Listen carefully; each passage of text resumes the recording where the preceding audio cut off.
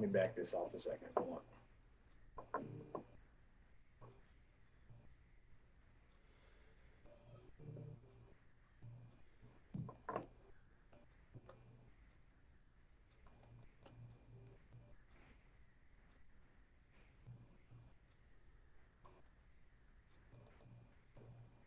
Do you ever go by Steve Martin?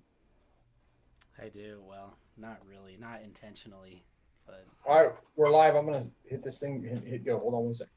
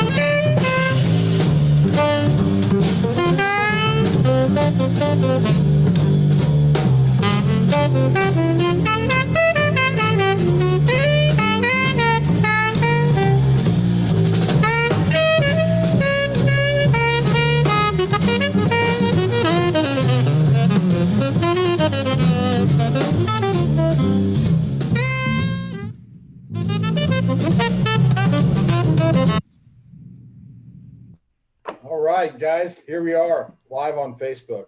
Uh, this is Herschel McWilliams, LiveJazzKC, and we are proud to have Walter Smith III with us tonight on another of our live sessions interviews. And grateful to have Stephen Martin along for the ride again, driving this train. So with that, I will leave it to both of you, and we look forward to hearing everything you have to say. Thanks so much.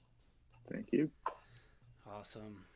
Well, man, thanks so much for sharing your time with us. This is really it's a treat for everyone watching, but definitely for me personally. All of my friends know how much I've been looking forward to this. Just being such a big fan of yours, and I'll take just a minute or two just to kind of give properly introduce you just to people that are watching now, and then people that will watch the just the archive later on the website. And a lot of this is from just biographical information from your website and stuff like that. So I'm sure that you'll recognize it, which I think is really funny. The way that you start. I don't know if you wrote this or not. It seems like something you might have written, but from a young age, Walter began taking music very seriously.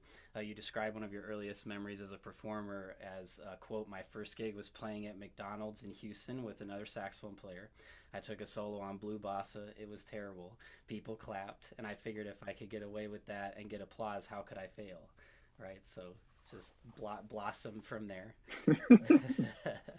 um, so you just released your fifth album as a leader, Twio. Well, I guess then In Common was as a duo release, right? Hmm. But Twio in February of 2018 with your longtime trio of Harish and Eric Harland. Guest appearances by Christian McBride and Joshua Redmond. So just an amazing record. If you haven't checked it out, please do. Walter is or has been a member of several legendary groups recording and or touring, including the Roy Haynes Fountain of Youth Band, Terrence Blanchard Quintet, Eric Harland's Voyager, Jason Moran's In My Mind, Monk at Town Hall, Ambrose's Quintet, Christian McBride Situation, Christian Scott Group, Sean Jones Quintet, has played everywhere, all over the world, virtually at every international festival, Carnegie Hall, Village Vanguard, Kennedy Center, you could go on and on. And so you're originally from Houston. We're talking a little bit about that before the onset here. But now, so you're in Boston now, right? That's a fairly recent change because you were in LA as a professor you were in LA and then you moved to Bloomington, or how did that work? Were you when you were a professor at Indiana University? Yeah. Well, first of all, thanks for having me. Good to Absolutely. be here. Yeah, I lived in Los Angeles, I guess for 14 years, something like that. I'm 39 now, so it was either 14 or 15 years that I was living in LA. And I guess about 3 years ago, I was offered a position at Indiana University, but I was commuting there. from Okay. Los Angeles. So I would go and do a couple days a week of teaching, and then kind of go out to play from there, and then go back there, do a couple days, and then go home. So it was like this weird 10, 20-day cycle of kind of being out and then back. But I did that for 3 years. And then I accepted a position at Berklee College of Music as chair of woodwinds Oh, a that's year great. ago. Thank you. And we moved here to Boston 1 year ago, almost exactly to the That's day. that's great. And when you say we, you and your wife, Me and my or family, yeah, my your wife, and family? we have two kids, Macy and Carter. Wow, that's great. How old are they? Uh, our son Carter's birthday is coming up. He's going to turn 11, and our daughter's about to turn 13. Wow, that's great. Awesome. You know? Um, so, and I just at the beginning here, I wanted to kind of bring up just like a personal connection, at least for me. I don't know how much of it you'll remember, but I had to promise my friends that I would be a much better conversationalist than the last time that I had the opportunity to talk to you, which was about 4 years ago. It was like March of 2016. You came to Kansas City, and you really came to KU to be like a artist in residence, and it kind of backed up to when the great drummer Matt Wilson was here. Hmm. Um, and there was they had like kind of like sessions going on every night, and there was one night in particular where there was a bunch of people at the Oriad Hotel. I don't know if you remember that very well, but it's like a huge, nice Oh yeah, old yeah, yeah. hotel in Lawrence, and so Matt Otto has been a mentor of mine and a great friend, and I know he's is a good friend of yours too. And Hmm. he just let me know like, hey, your heroes, coming down here, so you better come down here. And so we played, and then I think you played at the Blue Room in Kansas City like the following night, and then we like went to this pizza place. So anyway, we're sitting there, Yeah. and I think you at some point, I'm just sitting there just very like just very very shy and whatever, and eventually I'm sitting right next to you, and you turn to me and you're like, yeah man, train man, yeah, and I was just like, yeah, Mr. Walter, and I just didn't say anything. And I don't know if you remember that at Perfect. all. And then you gave us, well, you gave me these cards that you said that you used to, or I don't know if you still do this, but used to give them to people, and I still have it in my wallet. It says it's just a white card, and in small black writing on it, it says "Stop talking," and Oh you yeah. said. And so you said you would give those to people if they were talking at shows and stuff like Oh that. yeah. Not even at shows. That had nothing to do with Oh, music. It was oh, just okay. people that, you know, when you're out somewhere and it's a little annoying. Yeah. That's great. Um, cool. Do you remember that at all, or is that like Yeah, of just kind of a? course. Okay, cool, Yeah. sweet. Yeah. That's Um, funny. um, so you grew up in Houston, like born and raised there, or Yeah. okay? And then what was like some of the first music that you can remember hearing? I mean, was it jazz? Was it something else? I mean, I know you started playing saxophone pretty young, right? So what kind of led you to that? My father was a elementary school band teacher. And there are certain schools, kind of like with any other city, where they have arts in this school, or this one is sports, all that kind of stuff. But in Texas, it starts in elementary school, or at the time it did. So the school I went to was a performing arts elementary school. So I played violin in kindergarten, and then switched to clarinet in first grade, and then to alto in second. So I just started playing alto in second grade, and then every summer there are these. It's called the Summer Jazz Workshop. It's been going on forever in Houston. A bunch of the best musicians in town kind of put together this 5 week program where you would take business classes, improv, ensemble, all that kind of stuff. And then you would perform at different places around town every week. And it was just a way not only to kind of work on, extra stuff beyond what you were doing in school and in a private, if you had a private teacher, but it was also a way to kind of meet all the people that were playing in town. It would be like a big band with like 50 saxophone players and like two trombones and like 30 like that kind of thing. Just everybody's up playing the melody and all that kind of stuff. So it was all those things were like, just building blocks where you're kind of working on stuff. I was learning Charlie Parker solos. That was like my Bible was the Omni book. And I think by the time I got to high school, I had already kind of played through the whole thing. I don't want to say it was like I was great at it, but I was, I was getting through it and starting to put together things about how harmony worked and all that kind of stuff. And Yeah. then getting to the Performing Arts High School in Houston, kind of really pushed me because that's where I met other, like kind of the cream of the crop of, not everybody in Houston went there, but a lot of people. So the first person I met was a great drummer, Kendrick Scott. We met at an ice cream social there right before ninth grade started.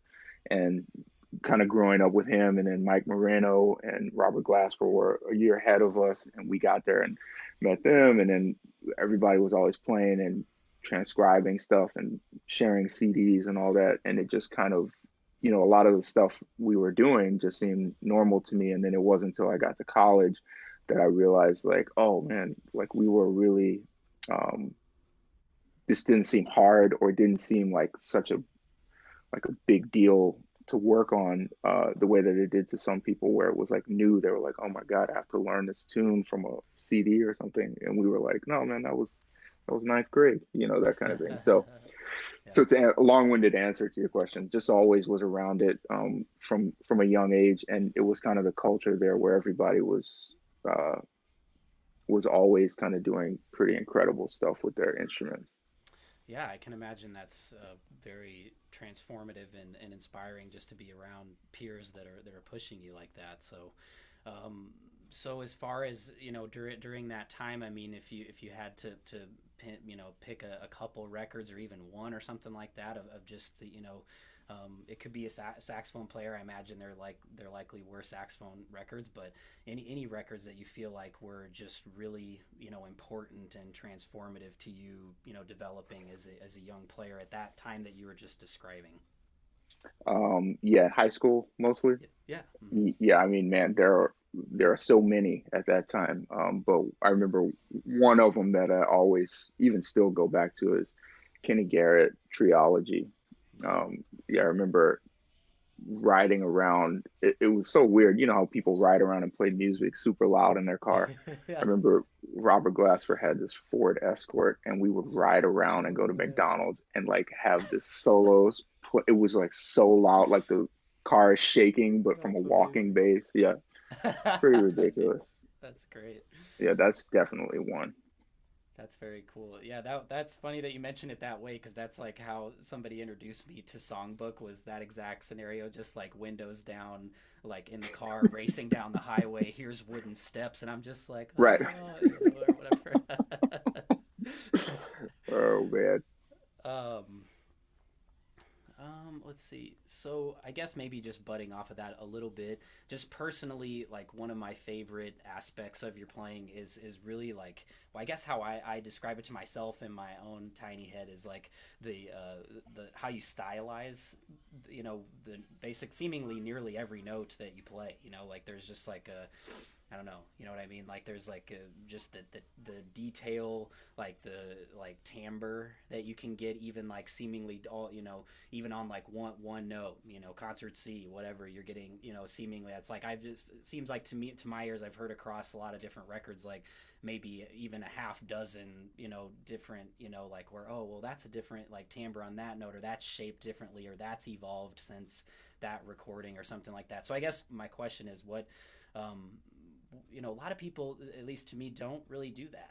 That's something that's I think like unique to players like you and like Logan, and so like what inspired you to go that route exactly? Like as far as music or a particular influence of yours or because I mean it's certainly hearing you guys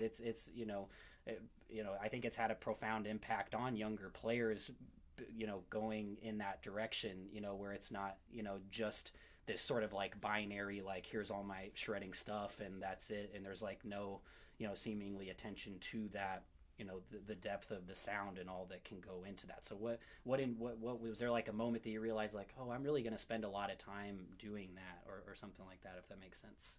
Yeah. Well, first of all, thank you. Yeah, um, yeah, there are a couple answers to that question. sure. The first would be just a physical aspect. my embouchure is a little bit different than the traditional embouchure because I use a double lip. So I Right. roll this under instead of putting teeth on top.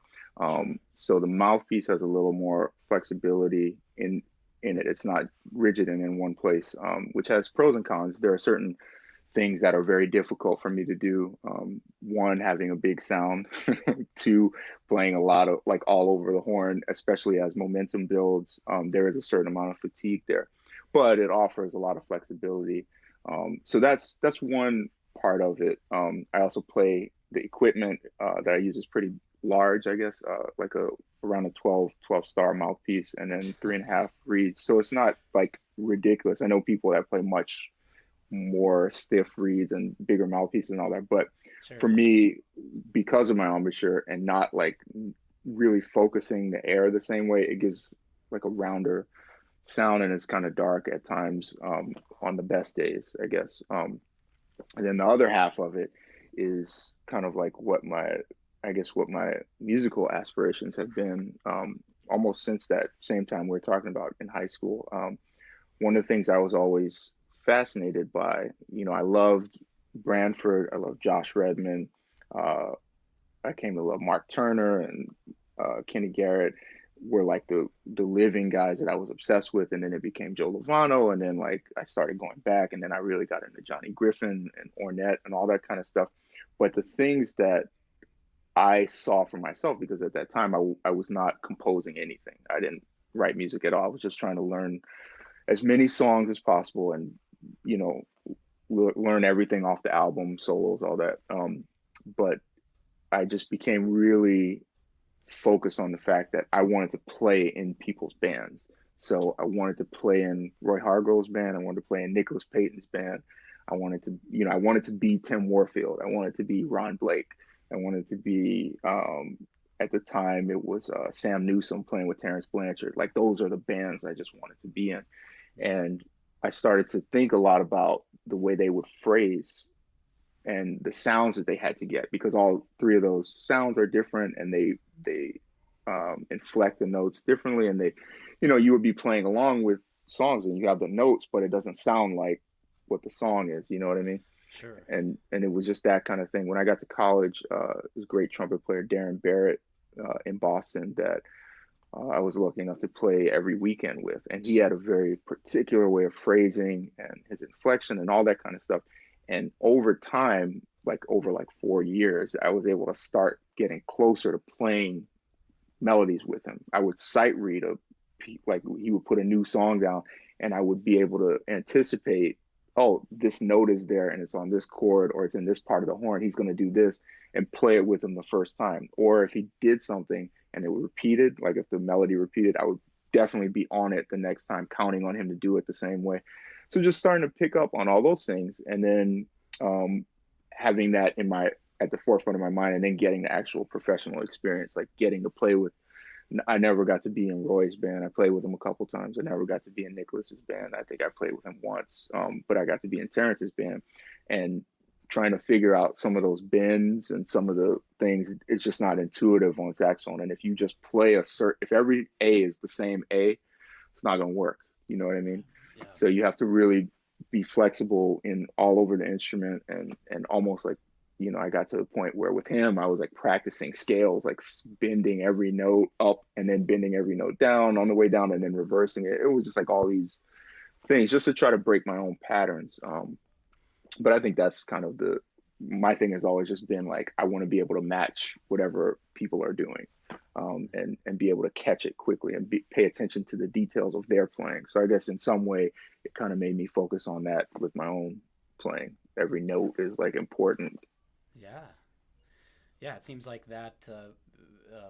Yeah, being a chameleon in that sense, it informs your voice, and then makes it that much more unique as you move forward. And so that's great. And so when that particular time that you were talking about being in Boston, was that when you were at Berkeley, like in the early 2000s? Is that Yeah. around that time? And so, and so you finished school there in 2003, and then you did like a master's degree, or was it a different degree at Monk Institute? in Yeah, Berkeley? Or? I finished Berkeley in 2003. I did music ed, and then I moved to New York and Okay, went to Manhattan School and did a master's. okay, Um, and after that, I moved to LA, and that's where I did the Monk Institute. okay, cool. And so I have a couple questions there, but how would you describe like how transformative and important those experiences were at those schools? Because I mean, you had a coming from that Houston Performing Arts School. I think a lot of people basically consider it the one of the best performing arts high schools in the whole country, and they should. It's amazing.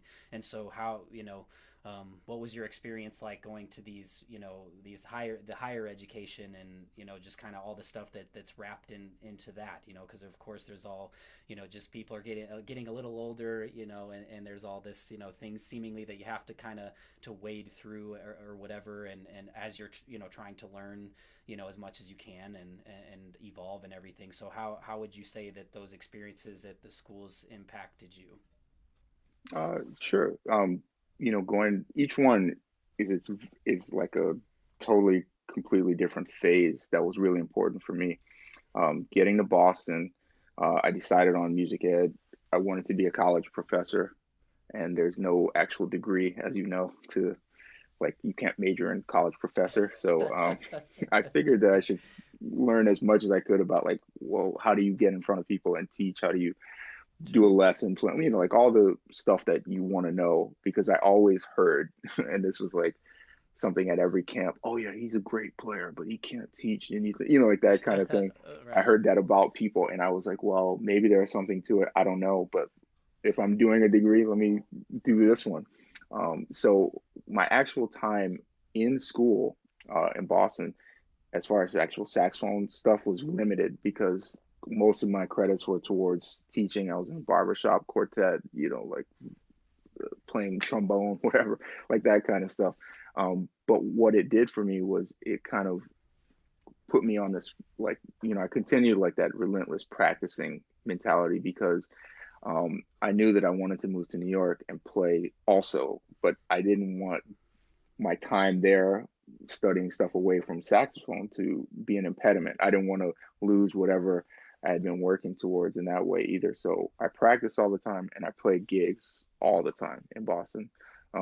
And the thing in Boston, which is one of the things I was grateful that I went there instead of going to New York out of high school, and not neither one is better or worse, but the thing in Boston at that time was all about standards and how many standards did you know, and could you play all these different keys, could you play these tempos, all that kind of stuff. And when I got there, I was really into Branford at that moment, and I just wanted to play something in like C minor and like don't get in the way with these changes and all that kind of stuff, Right. um, and it really made me have to question, like, dang, am I really that, do I suck that much? I can't play this song, I can't play this, I can't do that, I can't. And it really opened my eyes to all these things that I had never really been interested in, but everyone there held it in such esteem. I was like, okay, the currency here is like tunes and all that, so I'm going to do it.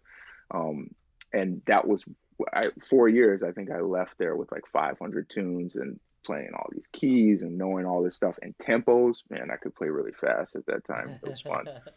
Um, then when I got to New York, I did a master's, but I wasn't really interested in the school aspect at all.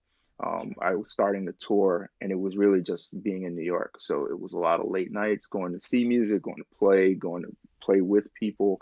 I had a lot of friends that were starting to get um, gigs. They were starting to tour and all that, and I was kind of getting a couple opportunities here and there. But that was what that whole time was about. So the school portion of it, I really didn't apply myself to.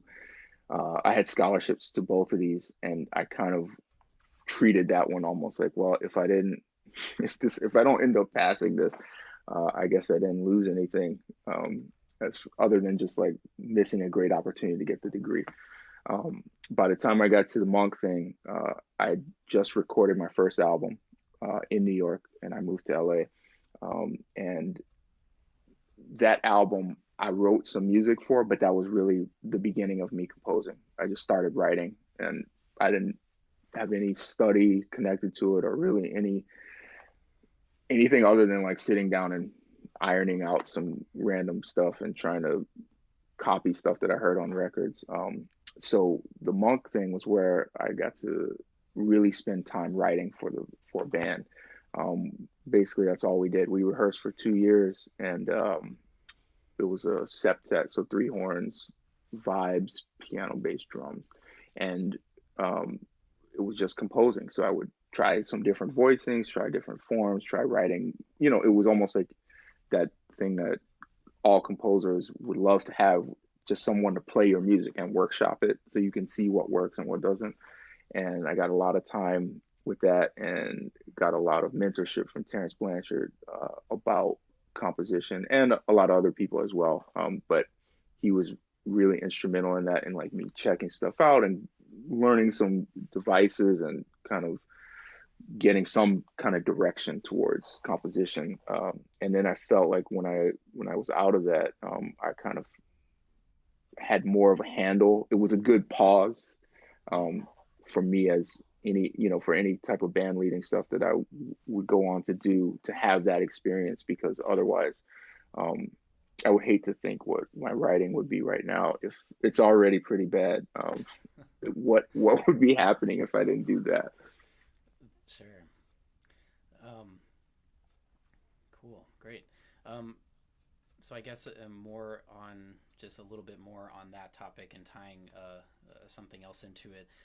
Curious about so just as your experience as a student, and then kind of fast forwarding to now, which is your time as an instructor and being involved in higher education. And so I guess I don't want to make it too broad, but or too abstract or something, but we also live in a different time, than the masters that we, like you mentioned, Johnny Griffin, and going back and listening to these guys. We have this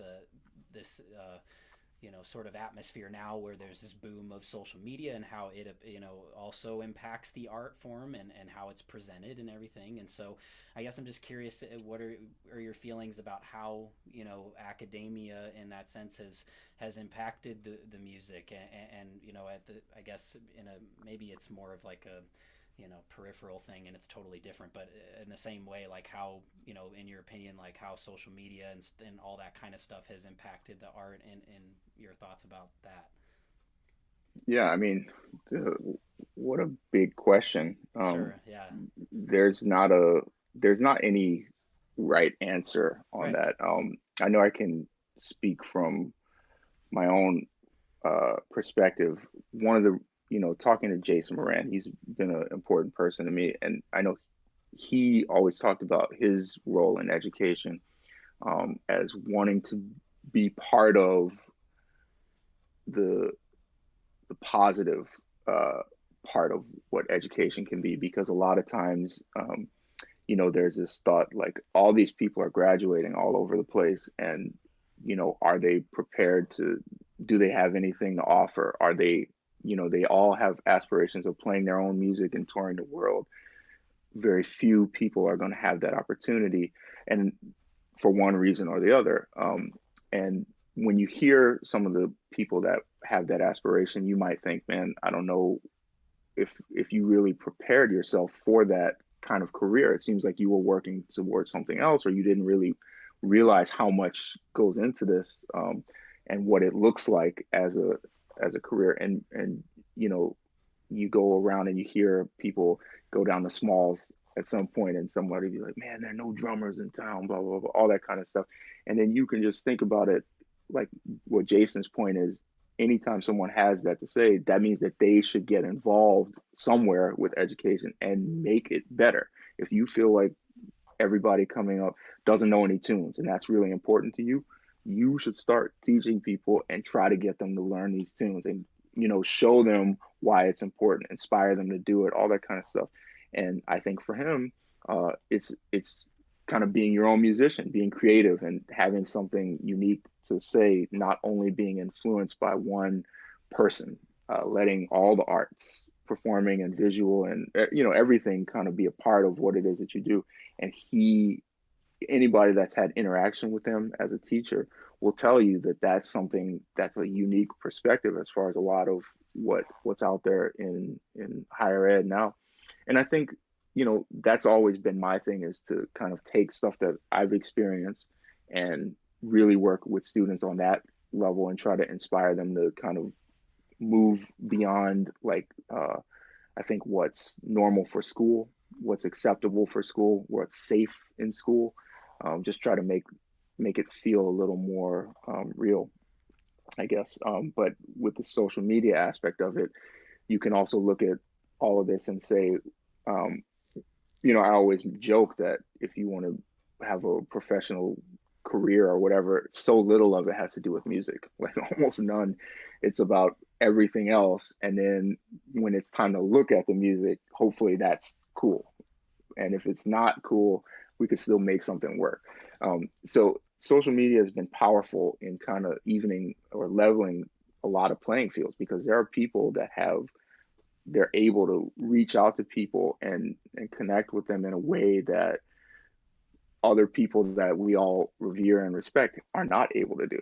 And it's kind of like, um, you just have to figure out what's important to you, or what resonates with you. But I know some generations, they don't have anything to do with social media, and they want to go and hear this person that they've bought CDs of and that they've read New York Times reviews of. There are other people that have never looked at even a digital version of the New York Times and never held a CD, and they want to see what you're putting on YouTube or social media, and that will get them to go see you. You know what I mean? So it's just different people and different, uh, it's just different what people want. I think eventually, obviously, everybody's going to have to get involved with social media, because the CDs and all that kind of stuff it's not a thing of the past, but it's not as important as it was even when I went to college, which is kind of a bummer. I remember going to college and going to Tower Records and buying CDs and all this stuff. And then literally when I graduated, I got an iPod as a gift, and everything was digital, and all the CD stores were closing, and every major label dropped all their people. So it was like, that transition happened really quick, and for better or worse, that's where we are. And I think, everybody doesn't have to be involved with social media, clearly. Um, and everybody doesn't have to do the same thing with social media, also, clearly. But I do think it has had an impact on what people value in their playing. I had this funny thing that it was like social media practice, which is like, like you play as many things as you can, and then real practice is just like playing long tones, or Oh, like, right, right. reading through a, like whatever etude book.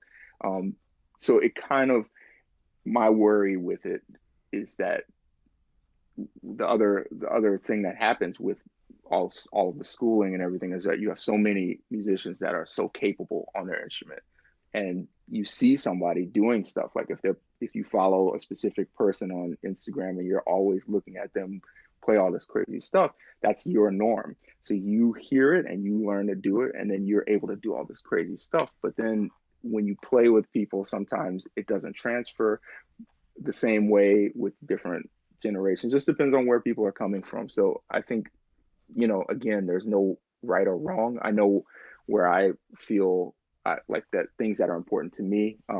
But who's to say what's better or worse with all this? It's just kind of like, it's where we are now, and we'll see what this yields, especially from the younger musicians.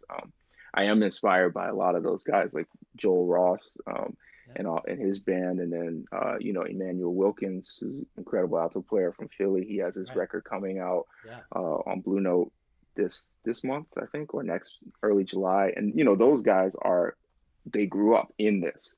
If you go, I produced an album where they were there, and the whole time they were all like, it's like a crew of people, like they shop for clothes on Instagram. It's like Right. something I'm like, why is that thing?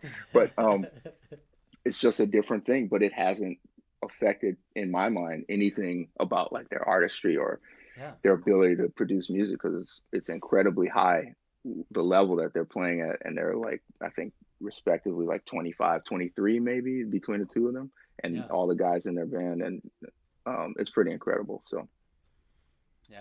Yeah. That's great. Um, cool. And so, um, so I kind of wanted to ask you about like your recordings as a leader, like which um, which ones. I mean, I guess they're all important to you because I kind of wrote down here which ones are most important to you, but they're all important to you for different reasons, you know. So I'm just thinking that out loud. But I think maybe you know what I'm trying to ask is like what are maybe in particularly which ones are, you know. You feel like maybe looking back on them, I mean, I know obviously some like In Common and Twio just came out, but as you look back on maybe even the first two or three that you put out, you know, early, you know, or I guess it's like 2006, right? Was with the very first one, and then it was like '09 and 2010, the next two, right? Which were Hmm. Live in Paris and then three. And so, Hmm. out of just your records as a leader, do you feel like that? Are you happy with and any in particular that you look back and you're like, you know, that's the message that I wanted to get across, and I'm happy with that because I know we're all our, you know, our own worst critic, as they say, you know, which definitely rings true. I mean, it's one of those things, everybody says it, but it just ends up being so true after a while. So Yeah. you know, so I'm just curious your thoughts about those. I mean, I'm you know, I love them. You know, I guess I've heard somebody, I forget exactly who it was now, but somebody was like telling me that like the very first record, maybe it was like compositionally or something like that. They said like they talked to you and you were like, well, I like it, but you know, it's like it wasn't really, you know, looking back on it, it wasn't exactly what I, you know, I hoped or whatever. You know, it could be better or something like that, or I wanted it to be better or something like that. So. Anyway, what are your, just as you look back on those recordings so far, which are your favorites or anything like that? Yeah. Well, the first one, you know, I look at as you know, I don't, if I'm being honest, like I think overall, I think what I have five now as a just as a leader, that I could put together one album from the five that would be cool. You know, like if I could take like 8 tracks and then from all of them and just make one album, I would be okay with it. Now, I don't know that any of them would come from that first album, but it was more about just, you know, I guess if I back up and just say the biggest impediment to being a leader or releasing an album, any of this stuff, or even having the confidence to pursue this and do it as a career. I think it's just to not second guess yourself, um, and not doubt yourself at every turn. And I think that album, you know, releasing it where you then can't go back and like have people unhear it or like strike it from the record or anything like that. It's out there and that's it. And then you have to see what people say. Will it be accepted? Some people really don't like it, and you have to like read the review and then like deal with that. Like, oh man, is this should I quit? You know, is this did I like make a huge mistake? You know, like all those things. That's what that album is for me. It was more of like getting getting something out there and then really kind of dealing with the all the psychological aspects of putting music out into the world and you don't know what people are gonna you have no more control over it at that point. um, and that was a really, and I don't want to say that lightly, that's a huge step, like me doing that to where I am now, where I don't want to say that I don't care anymore what people would think when I put something out, but I feel much more like confident about like, well, this is it, and I know this is not what I had planned on, and this is not as good as I wanted it to be, but this is a thing, and you know, I really worked hard on it. I know that I did my part, so it doesn't, you know, I can't always guarantee what it's going to be, but that's it. You know, like I'm at that point where I'm not. If reviews come, I'm not even reading them. I might read one or two just to do it, but it's no that has I could care less. And to say that, but be honest, like I really don't care. Like it could be terrible. It's fine. I love bad reviews. It's really fun to read when it's like really bad. And that comes up sometimes and those are like exciting to read. But I don't carry it anymore. It just goes away. And that to me is like the biggest thing about these. If I'm just saying about albums, the second one, the live one, eh, The third one, I'd been working on composition, so I was trying to do an album of all original music. That's what that was, for better or worse.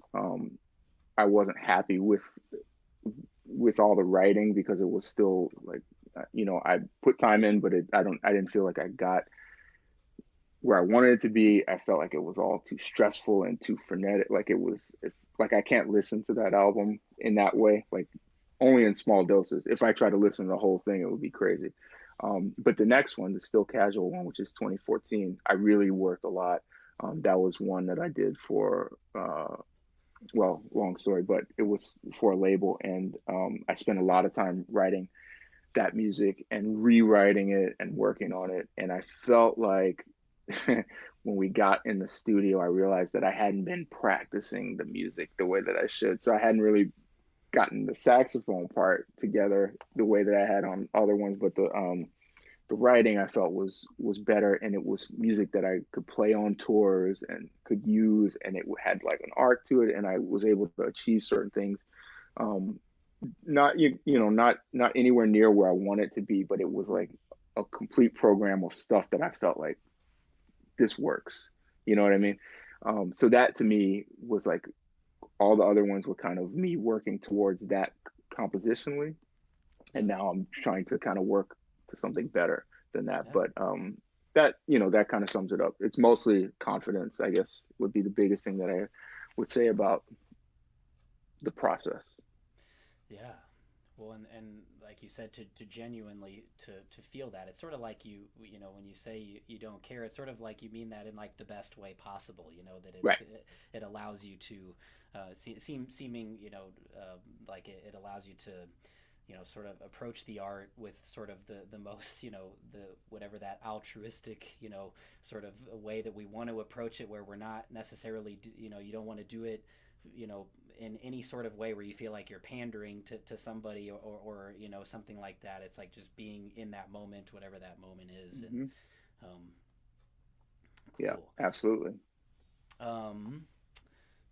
Cool. And so I guess like tying in that just the social media aspect, and how it seems like you've found a way to make it sort of like how you kind of have to make you're in a micro way, the music and your sound on your instrument has to be personal to you. It's your humanity, it's your personality, and it's like, in a sense, if I feel like you're a great example of somebody who's taken the social media thing and like made it your thing too. It's like your personality, and it's like it's just put it out there, and who cares, you know what I mean, and in the best way possible, so I think we were gonna play one of these videos where it's basically a spin-off of the standard. So you started this thing standards with friends, but the thing that you did was standards with enemies, right? And so the standards with friends thing, that Ben started that, right? Ben Wendell started that. So then you talked to him about doing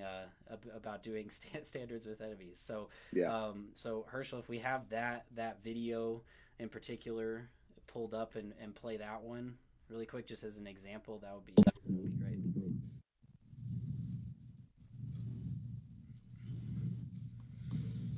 Man. Yeah, the standards with friends thing. How many do you have now? It's like 50 of them. I don't know. Yeah, 25, 26. This is kind of, everything's kind of 50. Yeah. 50. Okay. Yeah, 50. Great. There's 50. There's 50. I still want to do that standards with enemies thing. Yeah. And it would be funny. I did the Logan one, but you should do it and like find something. I think the idea that would be funny is like if we did something together, but then like if you just play it an octave higher than whatever I play. It's perfect. It's perfect, dude.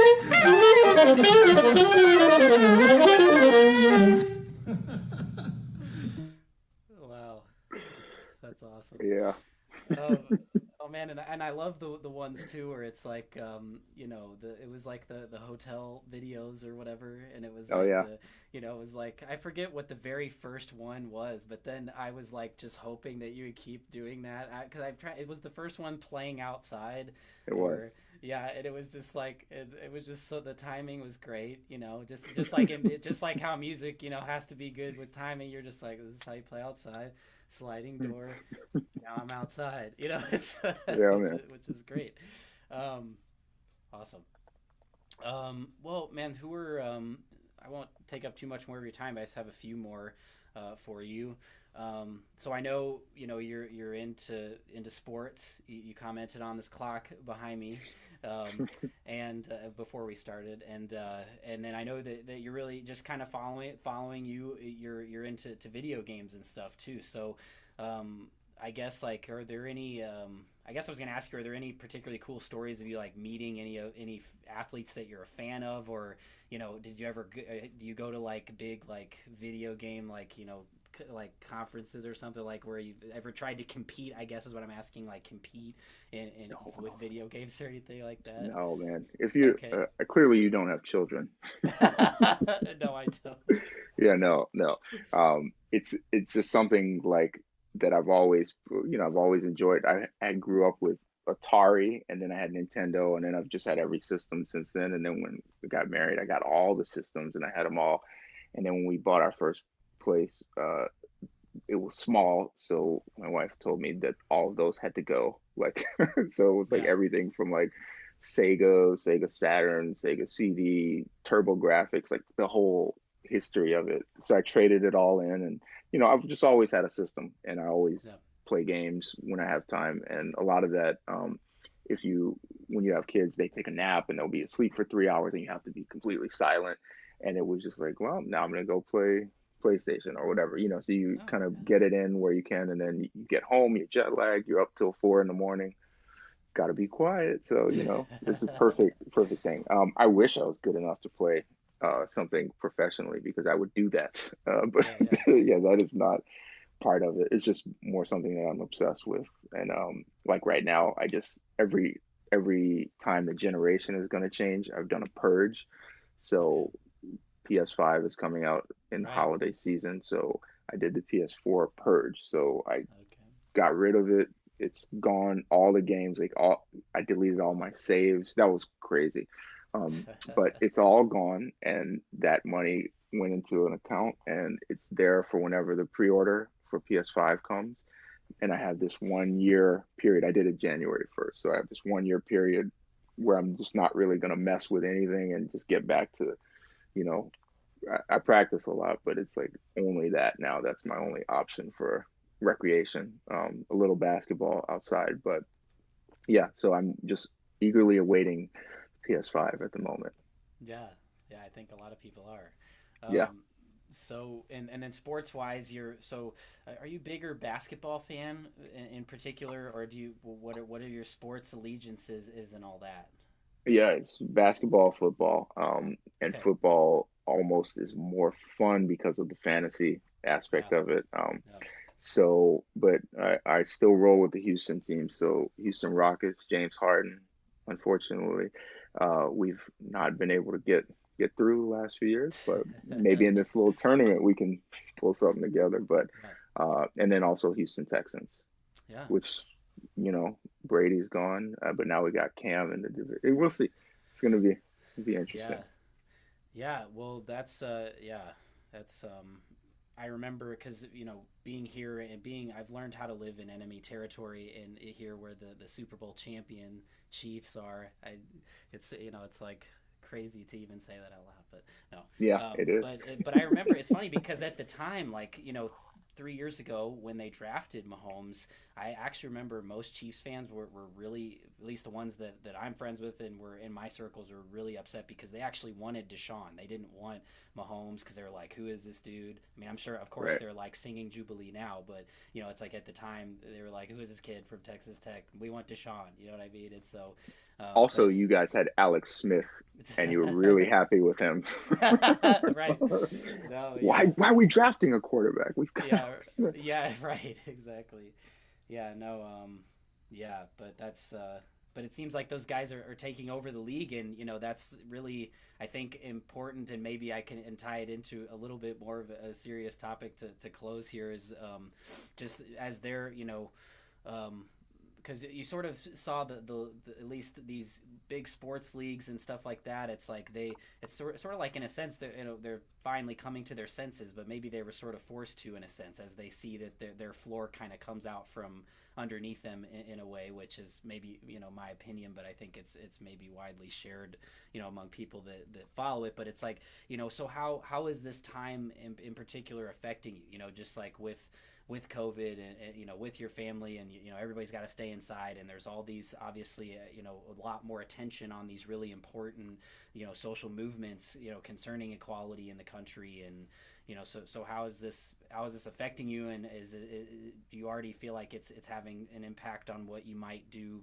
creatively, or something right now, or coming out of this time? Just your thoughts about any of that.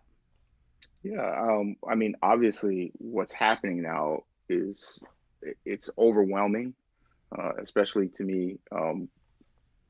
Thinking about experiences that I've had that through life that now people are talking about, and having, they're expressing similar things that have happened to them, and people seem to kind of not be aware that all these things have been happening for years. So I think it's an eye-opening period, and I think that the difference between this and when it's happened in the past, is that social media is showing it to everyone. I guess a lot of things are filmed and shared, so we can look at what people actually think and what people are doing out here. And unfortunately, there's also all the negative that goes into that. You can't just see those things in a vacuum and make your own feeling like, I can't believe this person thinks that way, because all the things that are written underneath it. And at a certain point, I just had to kind of back away from even looking at some of this stuff. It's every day, it's overwhelming. And I think what you'll find if you talk to a lot of Black Americans is like, they'll tell you they're tired of explaining this stuff. And it's like, you're not showing me anything new. That particular version of it is something that I had not seen, because how could I have? But that sentiment, those things that are happening, the way that people are telling you that they feel, it's old news. It's every day. And I think it's important for people to be aware of it, and for people to look at themselves and see if they're contributing in any way, and not to feel condemned, but to make a change and try to do whatever we can do to I don't know, be more, I don't know, to fix all the stuff that's going on. It's a huge question, and Sure. there's Yeah. not, without getting into a 5-hour conversation, Sure. which but yeah, how will it affect me as in an artistic way? That I don't know, because really the first thing it did was it made me stop playing. I'd been really on top of playing every day, doing all this stuff, trying to stay active with social media and making videos, you know, collaborations. I was getting a lot of film stuff here, and I was recording, doing all this stuff. And then when that George Floyd thing happened, and then all the everything that happened after that was kind of overwhelming, and it made all of that stuff just seem so unimportant. Like, I don't think I've even looked at Instagram since end of May. You know what I Yeah. mean? Yeah. I'm not messing with any of it. Um, I'm not inspired to create music from this. I'm back to practicing now, and I do feel that something will come out of this, but I think I'm not going into this with some plan to write a suite based on, I think it's just going to change when I do sit down to write, a lot of the thoughts that are in my mind, and that will directly affect what the music is going to be. But that remains to be seen. Yeah. Yeah. Um, yeah, and I guess I had heard like similar format of an interview, just over Zoom as they have to be. Somebody interviewing Joe Lovano, and he basically said that, and part of the reason I asked that question is because he kind of mentioned that he basically is hoping, at least from a artist and musician standpoint, that the artists and musicians will be reflecting during this time and really thinking about moving forward with maybe more, in his words, integrity, and honesty in the music. So do you feel like that does that sentiment resonate with you at all, or? Yeah, I mean, everything Joe says is it's beautiful. I'm looking at, I can't even look at this Sure. related to music. You know what I mean? Sure. Because for me, music is a reflection of all this stuff that's happening, and I think that there are people clearly in music in every aspect, from musicians to labels to all of this stuff that's kind of tied up in this, which is part of why I can't be hopeful about we're going to come out of this with some new musical integrity. That would always be the hope. I think that's more a COVID thing, Yeah. time to reflect on your own stuff and being alone. But if you tie in all this other stuff that's happening, it's more that you just hope that people are really reflecting on themselves and what their beliefs are and what they put out there, how they teach their children, what they say to people in the street, all that kind of stuff. I think that would be more what my hope would be. Sure. Yeah, absolutely.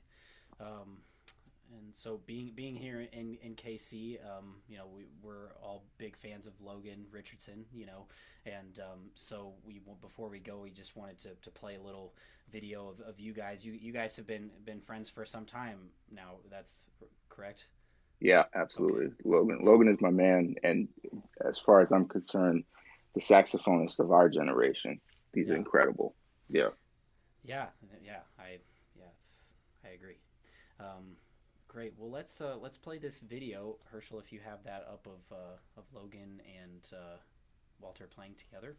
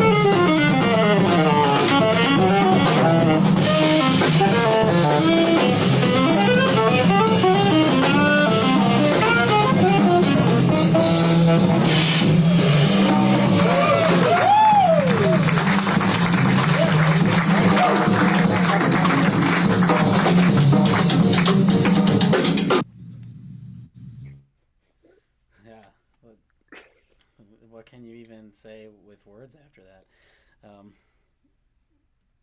Oh man.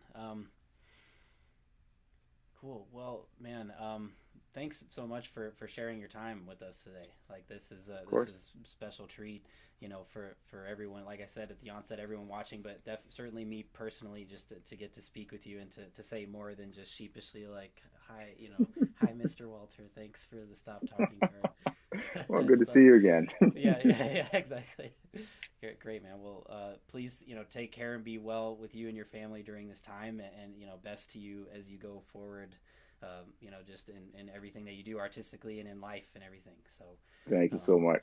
yeah, absolutely. And thanks again, guys, for watching. And we'll sign off from here. But again, Walter Smith the third. So please go check out his music if you haven't. You won't be disappointed.